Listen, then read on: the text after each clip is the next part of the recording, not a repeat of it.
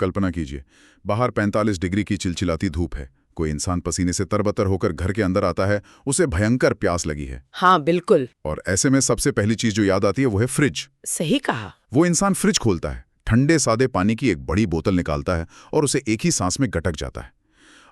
ये एक ऐसी प्रतिक्रिया है जो बहुत ही सामान्य लगती है, मतलब एकदम सुकून देने वाली। लेकिन क्या हो अगर चिकित्सा विज्ञान ये कहे कि ये जो सहज सी लगने वाली आदत है, हाँ, ये असल में एक मेडिकल इमरजेंसी को बुलावा दे सकती है? मतलब सच में सिर्फ पानी पीने से मेडिकल इमरजेंसी? बिल्कुल, ये एक बहुत ही भयानक स्थिति हो सकती है। देखिए, अत्यधिक गर्मी में जब शरीर पसीने से पूरी तरह भीग चुका हो, तब इस तरह से अंधाधुंध सादा पानी पीना शरीर को अंदर से खोखला कर सकता है। बाप रे। हम अक्सर चीजों को बहुत ही सरल मान लेते हैं ना, गर्मी लगी, पानी पिया और बात खत्म।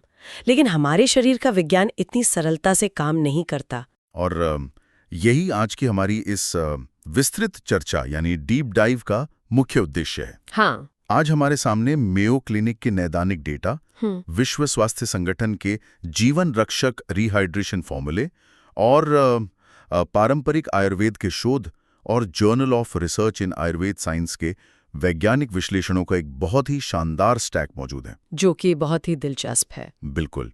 तो हमारा मिशन आज ये समझना है कि भीषण गर्मी में मानव शरीर की असल प्रतिक्रिया क्या होती है।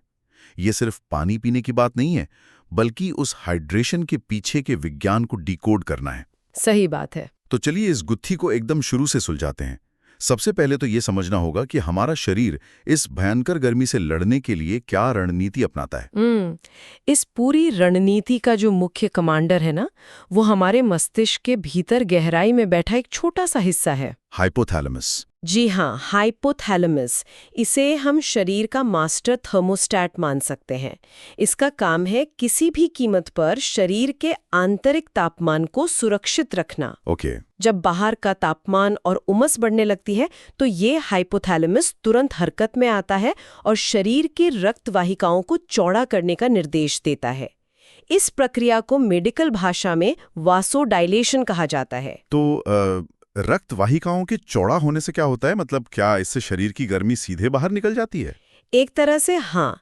देखिए, जब रक्त वाहिकाएं चौड़ी होती हैं, तो शरीर का गर्म रक्त त्वचा की सतह के एकदम करीब आ जाता है। अच्छा, इसीलिए बहुत गर्मी लगने पर अक्सर चेहरा और त्वचा लाल दिखने लगती है। एकदम सही पकड़ा आपने।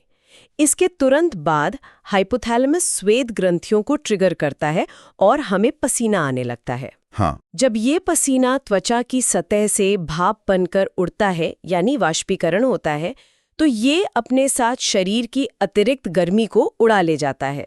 त्वचा ठंडी हो जाती है और इसी ठंडे हुए रक्त को वापस शरीर के अंगों तक भेजा जाता है। सुनने में तो ये प्रक्रिया एकदम परफेक्ट लगती है, मतलब शरीर ने अपना तापमान खुद ही नियंत्रित कर लिया। लेकिन स्रोतों को गहराई से पढ़ने पर पता चलता है कि ये कूलिंग सिस्टम बहुत भारी कीमत वसूलता है। हाँ, और वो कीमत है शरीर से जीवन रक्षक खनिजों का छिन जाना। क्योंकि पसीना सिर्फ सादा पानी तो होता नहीं है। बिल्कुल नहीं।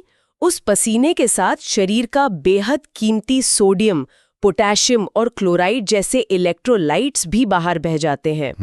जब ये नुकसान एक सीमा से अधिक हो जाता है, तो शरीर के अंदर रक्त प्लाज्मा का स्तर गिरने लगता है, जिसे हाइपोवोलीमिया कहते हैं, राइट? हाँ, मेडिकल भाषा में इसे हाइपोवोलीमिया कहते हैं। अगर मैं इसे यांत्रिक नजरिए से देखूं, तो क्या हम इसकी तुलना किसी मशीन से कर सकते हैं? जैसे मान लीजिए कोई गाड़ी है और उसके इंजन में कूलेंट खत्म हो गया है। जब कूलेंट कम होगा तो इंजन अत्यधिक गर्म हो जाएगा। बिल्कुल। और इस गर्मी की वजह से जो इंजन ऑयल है वो गाढ़ा होने लगेगा। अगर हम अपने रक्त को वो इंजन ऑयल मान लें, तो पानी की कमी से रक्त भी गाढ़ा हो जाएगा। एकदम सटीक उपमा है ये। और फिर उस गाढ़े रक्त को शरीर में दौड़ाने के लिए हमारे हृदय रूपी मोटर पर भयानक दबाव पड़ेगा। हाँ, गाढ़े रक्त को पंप करने के लिए हृदय को सामान्य से कई अधिक मेहनत करनी पड़ती है। इससे होता ये है कि हार्ट रेट बहुत तेज हो जाती है। अरे बाप रे। और अंगों तक ऑक्सीजन और पोषक तत्व पहुंचने की गति एकदम धीमी पड़ जाती है। अगर ये स्थिति लंबे समय तक बनी रहे, तो अंगों के काम करना बंद करने या हाइपोवोलेमिक शॉक जैसी गंभीर नौबत आ सकती है। तो इस पूरी प्रक्रिया के दौरान क्या शरीर हमें कोई चेतावनी देता है? मैंने देखा है कि मेडिकल रिपोर्ट्स ऊष्मा थकान यानी हीट एग्जॉशन और ऊष्माघात यानी हीट स्ट्रोक के बीच एक बहुत ही स्पष्ट रेखा खींचती हैं। हाँ, ये दोनों स्थितियां एक जैसी लगती जरूर हैं, लेकिन असल में है नहीं। तो क्या अंतर है इनमें? इन दोनों के बीच का अंतर समझना बेहद जरूरी है। ऊष्मा थकान शरीर की वो चेतावनी है कि अब व्यवस्था चरमरा रही है। मतलब ये पहली स्टेज है? जी, इसमें इंसान की त्वचा ठंडी, नम और पसीने से तर होती है। दिल की धड़कन तेज लेकिन कमजोर महसूस होती है और चक्कर या मतली आ सकती है। ओके। यहाँ तक शरीर का सिस्टम किसी तरह लड़ रहा होता है। लेकिन अगर इस चेतावनी को अनदेखा कर दिया जाए तो फिर बात हीट स्ट्रोक तक पहुंच जाती है। स्रोतों के मुताबिक ये स्थिति कितनी खतरनाक हो सकती है? बहुत ज्यादा। हीट स्ट्रोक एक चरम आपातकाल है। ये कोई सामान्य थकान नहीं है। इसमें शरीर का थर्मोस्टैट, वो हाइपोथैलेमस जिसके बारे में हमने बात की, वो पूरी तरह हार मान लेता है और फेल हो जाता है। ओहो, तो इसका कोई डरावना संकेत? इसका सबसे बड़ा संकेत ये है कि शरीर से पसीना आना अचानक बिल्कुल बंद हो जाता है। पसीना आना ही बंद हो जाता है? बिल्कुल। त्वचा छूने पर आग की तरह गर्म, एकदम सूखी और लाल महसूस होती है। शरीर का आंतरिक तापमान 104 डिग्री फ़ारेनहाइट यानी 40 डिग्री सेल्सियस को पार कर जाता है। ये तो सच में डरावना है। और फिर इंसान मानसिक रूप से भ्रमित होने लगता है या सीधे बेहोश हो जाता है। यानी वो इंजन बिना कूलेंट के पूरी तरह सीज होने की कगार पर है। ऐसे में बिना देर किए एम्बुलेंस को कॉल करना ही एकमात्र विकल्प है। हाँ, ऐसे मामलों में हर सेकंड कीमती होता है। हाँ, ये सब जानने के बाद शुरुआत में जो हमने सादा पानी गटकने वाली बात की थी, वो और भी डरावनी लगने लगती है। बिल्कुल लगती है। अगर कोई भीषण गर्मी से जूझ रहा है, पसीने से उसके शरीर का नमक निकल चुका है, तो सादा पानी पीने से नुकसान कैसे हो सकता है? मतलब बचपन से तो यही सुना है कि पानी जीवन का आधार है। समस्या पानी में नहीं है, बल्कि शरीर की उस समय की स्थिति में है। वो कैसे? जब शरीर डिहाइड्रेशन का शिकार होता है तो रक्त में सोडियम का स्तर पहले ही बहुत कम हो चुका होता है। ऐसे में अगर अचानक बहुत सारा सादा पानी शरीर में डाल दिया जाए तो वो पानी रक्त में बचे खुचे सोडियम को भी पतला कर देता है। अच्छा। इस स्थिति को डाइल्यूशनल हाइपोनेट्रीमिया कहा जाता है। ये तो ऐसा हुआ कि सूप में पहले ही नमक कम था और ऊपर से किसी ने एक जग पानी और मिला दिया। एकदम सही। हाँ। और रक्त में सोडियम का स्तर अचानक गिरने से सबसे ज्यादा असर मस्तिष्क पर पड़ता है। दिमाग पर? हाँ। सोडियम के पतले होने से शरीर का ऑस्मोसिस बिगड़ जाता है और पानी मस्तिष्क की कोशिकाओं के अंदर घुसने लगता है। इससे ब्रेन सेल्स में सूजन आ जाती है। अरे बाप रे, खोपड़ी के अंदर तो फैलने की जगह भी नहीं होती? बिल्कुल नहीं होती। इसीलिए इस सूजन के कारण इंसान को भयंकर भ्रम हो सकता है, चक्कर आ सकते हैं और गंभीर मामलों में दौरे तक पड़ सकते हैं। ये सच में रोंगटे खड़े कर देने वाला विज्ञान है। लेकिन यहाँ मेरे मन में स्रोतों को लेकर एक बहुत बड़ा तार्किक सवाल उठ रहा है। पूछिए। हमने पढ़ा कि बहुत ज्यादा चीनी वाले पेय शरीर के लिए नुकसानदायक हैं। हाँ, बिल्कुल है। लेकिन अगर हम विश्व स्वास्थ्य संगठन के जीवन रक्षक ORS फॉर्मूले को देखें तो उसमें तो भारी मात्रा में ग्लूकोज यानी चीनी मिलाई जाती है। अगर चीनी बुरी है तो दुनिया भर के अस्पतालों में डिहाइड्रेशन के इलाज के लिए मरीजों को चीनी का घोल क्यों पिलाया जा रहा है? ये एक बहुत ही शानदार और गहरा सवाल है। इसका जवाब हमारी छोटी आंत के भीतर मौजूद एक बेहद सूक्ष्म और जटिल परिवहन प्रणाली में छिपा है। अच्छा। आंतों की दीवार पर एक खास तरह का रिसेप्टर होता है जिसे सोडियम ग्लूकोज को ट्रांसपोर्टर 1 या SGLT1 कहते हैं। ये प्रणाली शरीर में पानी सोखने का सबसे तेज रास्ता है। लेकिन इसमें ग्लूकोज का क्या काम है?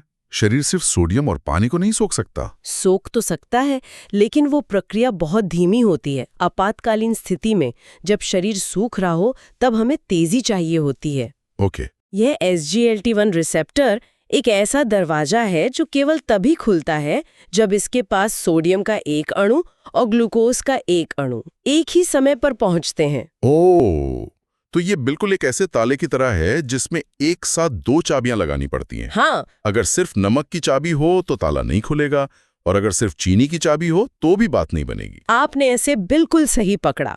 जब सोडियम और ग्लूकोज एक साथ उस रिसेप्टर से जुड़ते हैं तो दरवाजा खुल जाता है और वे दोनों आंत की दीवार के पार रक्त प्रवाह में चले जाते हैं। और पानी का क्या? मजेदार बात यही है कि उनके पीछे पीछे ऑस्मोसिस के कारण पानी भी बहुत तेजी से खींचा चला आता है। बिना ग्लूकोज के शरीर पानी को इतनी तेजी से कभी नहीं सोख सकता। हाँ, अब समझ आया। इसीलिए WHO के ORS फार्मूले में 1 लीटर पानी में आधा चम्मच नमक और पूरे 6 चम्मच चीनी का एक बहुत ही सटीक अनुपात रखा गया है। बिल्कुल। ये कोई स्वाद बढ़ाने के लिए नहीं है, बल्कि आंतों के उस आणविक ताले को खोलने की एकदम सही मास्टर चाबी है। यही विज्ञान है। गंभीर मामलों के लिए ये ORS अचूक है। हालांकि अगर मामला गंभीर नहीं है और सिर्फ हल्की थकान या रोजमर्रा का हाइड्रेशन चाहिए, तो प्रकृति ने हमें पहले से ही बेहतरीन विकल्प दिए हैं। जैसे कि नारियल पानी, स्रोतों में इसका बहुत जिक्र है। हाँ, नारियल पानी हल्के निर्जलीकरण के लिए सबसे अच्छा माना जाता है, क्योंकि इसमें प्राकृतिक रूप से भरपूर पोटेशियम होता है। और बच्चों के लिए क्या विकल्प हैं? स्रोतों में बच्चों के लिए पके हुए चावल के पानी या सीरियल्स पर आधारित घोल का भी जिक्र है। चावल में मौजूद जटिल कार्बोहाइड्रेट्स आंतों में धीरे धीरे ग्लूकोज छोड़ते हैं, जिससे शरीर को एक समान गति से ऊर्जा और पानी मिलता रहता है। ये तो बहुत बढ़िया घरेलू उपाय हैं। और अगर किसी को मांसपेशियों में भयानक ऐंठन हो रही हो, तो टमाटर या संतरे के रस में थोड़ा नमक मिलाकर पीना जादुई असर करता है, क्योंकि उनमें मौजूद पोटेशियम मांसपेशियों को तुरंत आराम देता है। ये तो हुई समाधान की बात। लेकिन अब कहानी के एक दूसरे और बहुत ही दिलचस्प पहलू पर आते हैं। हाँ, बताइए। अगर हमारे शरीर का ये तरल संतुलन इतना सटीक और नाजुक है, तो इसे बिगाड़ने वाले कारक कौन से हैं? ऐसी कौन सी चीजें हैं जो भीषण गर्मी में हमारी स्थिति को बदतर बना देती हैं? बहुत सी चीजें हैं। मतलब मैं हमेशा सोचता था कि चिलचिलाती दोपहर में एक ठंडी बियर या बर्फ वाली कोल्ड कॉफी से बेहतर कुछ नहीं हो सकता। शायद ये बात सुनकर कई लोग निराश हो जाएं, लेकिन विज्ञान का सच यही है कि शराब और कैफीन गर्मी के मौसम में शरीर के सबसे बड़े दुश्मन साबित हो सकते हैं। ऐसा क्यों? ठंडा तो लगता है। शराब पीने से इंसान को लगता है कि वो तरल पदार्थ ले रहा है, लेकिन असल में शराब मस्तिष्क से निकलने वाले एक बहुत ही महत्वपूर्ण हार्मोन के स्राव को रोक देती है। इस हार्मोन का नाम है वैसोप्रेसिन। अच्छा। इसे एंटी ड्यूरेटिक हार्मोन भी कहा जाता है। तो ये हार्मोन शरीर में क्या भूमिका निभाता है? आप वैसोप्रेसिन को गुर्दों का सुपरवाइजर मान सकते हैं। ये गुर्दों को निर्देश देता है कि यूरिन में से पानी को वापस सोखकर रक्त में भेजें, ताकि शरीर सूखे नहीं। ओके। हैं इंसान जितना तरल पीता है, उससे कहीं ज्यादा पानी शरीर से बाहर निकल जाता है। और इससे डिहाइड्रेशन शुरू हो जाता है? जी, बहुत तेजी से कोशिकीय स्तर पर डिहाइड्रेशन शुरू हो जाता है। और मुझे लगता है कि कैफीन का काम करने का तरीका भी कुछ ऐसा ही है। हाँ, कैफीन एक शक्तिशाली मूत्रवर्धक या ड्यूरेटिक है। ये गुर्दों के अंदर मौजूद एडेनोसिन रिसेप्टर्स को ब्लॉक कर देता है, जिससे सोडियम और पानी बहुत तेजी से शरीर से बाहर धकेल दिए जाते हैं। इसके अलावा जो बाजार में पैक्ड फ्रूट जूस या कोला मिलते हैं, जिनमें भारी मात्रा में चीनी होती है, उनके बारे में भी स्रोतों में कड़ी चेतावनी दी गई है। हाँ, वो भी बहुत खतरनाक है। अभी हमने SGLT1 वाले विज्ञान में जाना था कि ग्लूकोज पानी को सोखने में मदद करता है, लेकिन जब चीनी बहुत अधिक हो जाती है तो खेल पलट जाता है। वो ऑस्मोसिस का उल्टा प्रभाव है। जब अत्यधिक चीनी वाला गाढ़ा तरल आंतों में पहुंचता है, तो रक्त प्रवाह से पानी आंतों की तरफ खिंचने लगता है, ताकि उस चीनी को पतला किया जा सके। मतलब आंतें रक्त का पानी चुराने लगती हैं। इससे तो ऑस्मोटिक दस्त लग सकते हैं, जो शरीर को और ज्यादा सुखा देंगे। यही वजह है कि प्यास बुझाने के लिए पिए गए ये मीठे पेय ही प्यास और निर्जलीकरण का सबसे बड़ा कारण बन जाते हैं। हाँ, पेय पदार्थों की तो बात हो गई, लेकिन मुझे यहाँ स्रोतों में एक बहुत ही हैरान करने वाला तथ्य मिला। कौन सा? हम अक्सर गर्मी में क्या पीना है इस पर ही ध्यान देते हैं, लेकिन स्रोतों के अनुसार हम जो खाते हैं उसका असर भी उतना ही गहरा होता है। बिल्कुल होता है। मान लीजिए कोई व्यक्ति गर्मियों में बहुत हाई प्रोटीन डाइट ले रहा है या बहुत अधिक मांस खा रहा है, क्या इसका हाइड्रेशन से कोई संबंध है? बहुत गहरा संबंध है। देखिए, जब शरीर भारी प्रोटीन को पचाता है और उसे तोड़ता है, तो बाय प्रोडक्ट के रूप में यूरिया बनता है। इस यूरिया को शरीर से बाहर निकालना बेहद जरूरी है, और ऐसा करने के लिए गुर्दों को भारी मात्रा में पानी की आवश्यकता होती है। मतलब शरीर को उस खाने की गंदगी साफ करने के लिए अपने अंदर के सुरक्षित पानी के भंडार को खर्च करना पड़ता है। हाँ, इसे ही चयापचय जल या मेटाबॉलिक वाटर का खर्च होना कहते हैं। शरीर खुद को अंदर से निचोड़कर उस यूरिया को बाहर फेंकता है। ये एक बहुत ही अद्भुत वैज्ञानिक नजरिया है और मुझे लगता है कि यही वो बिंदु है जहां आधुनिक विज्ञान हमारी पुरानी भारतीय परंपराओं और आयुर्वेद के ज्ञान से जाके मिल जाता है। बिल्कुल सही कह रहे हैं आप। आयुर्वेद में सदियों से ये कहा गया है कि मौसम के अनुसार आहार बदलना चाहिए। गर्मियों में भारी खाना खाने का वैसे भी मन नहीं करता। और आयुर्वेद के पास इस अरुचि का बहुत ही सटीक वैज्ञानिक स्पष्टीकरण है। अच्छा। आयुर्वेदिक शोधों के अनुसार ग्रीष्म ऋतु में शरीर में पित्त दोष, जो कि अग्नि का प्रतीक है, और वात दोष स्वाभाविक रूप से बढ़ जाते हैं। लेकिन सबसे विरोधाभासी बात यह है कि इस दौरान पेट की जठराग्नि या पाचन शक्ति एकदम मंद पड़ जाती है। ये आधुनिक विज्ञान से कैसे जुड़ता है? बहुत सीधे तरीके से। जैसा कि हमने शुरू में बात की थी, गर्मी से बचने के लिए शरीर अपना ज्यादातर रक्त त्वचा की ओर भेज देता है। हाँ, वैसोडाइलेशन। बिल्कुल। जब रक्त त्वचा की तरफ चला जाता है तो पेट और पाचन तंत्र को रक्त की कम आपूर्ति होती है।